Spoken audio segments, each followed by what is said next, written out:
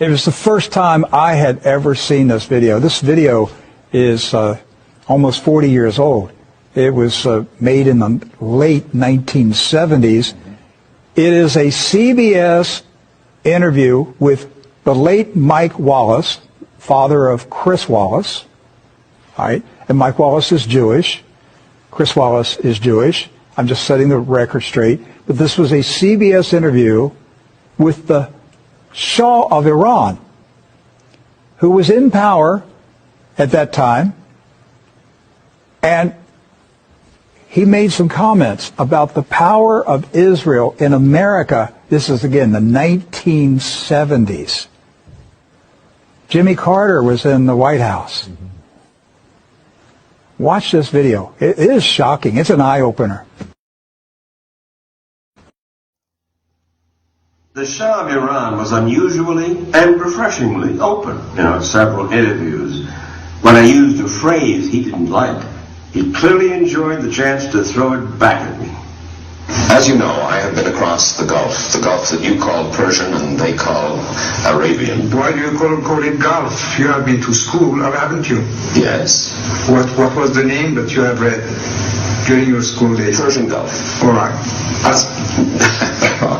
But they do call it Arabian Gulf. Well, they can do many things. None of the Shah's comments raised hackles like his blast at the American Jewish lobby.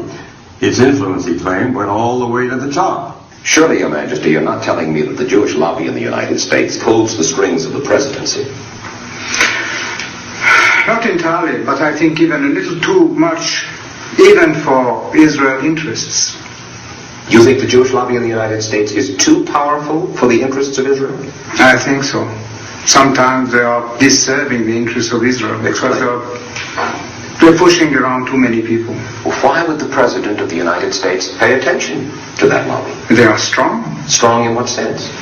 They are controlling many things. Controlling what? Newspapers,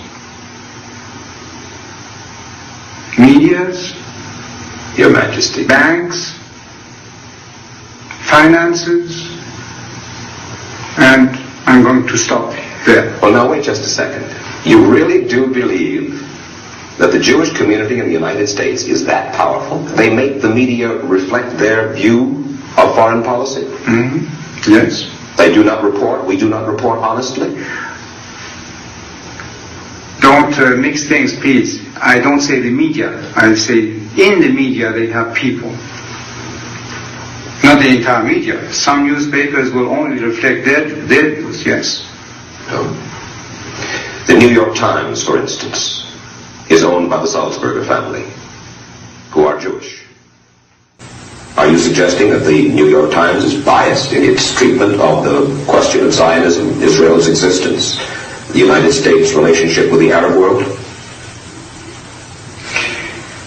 I will have to put all the articles of the New York Times written on this subject and draw the conclusion. You can put this to the computer and it will answer you. What you're saying is that, yes, you do believe. Well, let's wait for the answer of the computer. Washington Post. The same? The networks. Yes. I must say you are speaking with your characteristic candor. The Shah of Iran, 1976. Did you notice how nervous he was? On CBS News, he was nervous because of what he was saying. What happened to the Shah of Iran? 1979, he was removed. The revolution. What happens when you challenge the regime? They have a revolution. That's what we've been talking about. You go up against the system, you have a revolution. So Iran had a revolution. They had the revolution because of that interview on CBS News. They made a decision. He's got to go. He challenged us. He dared to out us. I'm going to tell you what's going on right now.